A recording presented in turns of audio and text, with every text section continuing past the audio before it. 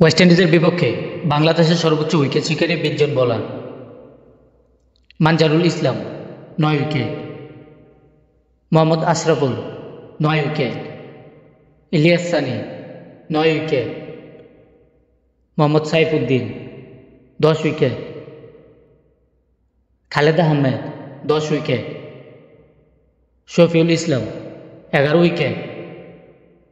Shariful Islam ১১ wicket, Nayeem Hasan ১২ wicket, Abu Jayed ১৩ wicket, Alamin Hossain ১৬ wicket, Tapash Baisya ২২ wicket, Abdur Razzak ২৩ wicket, Sohag Gazi ২৪ wicket, Rubel Hossain ২৮ wicket, Mashrafe ৩০ wicket, Mahmudullah ৩৬ wicket, Taijul Islam ৩৮ wicket,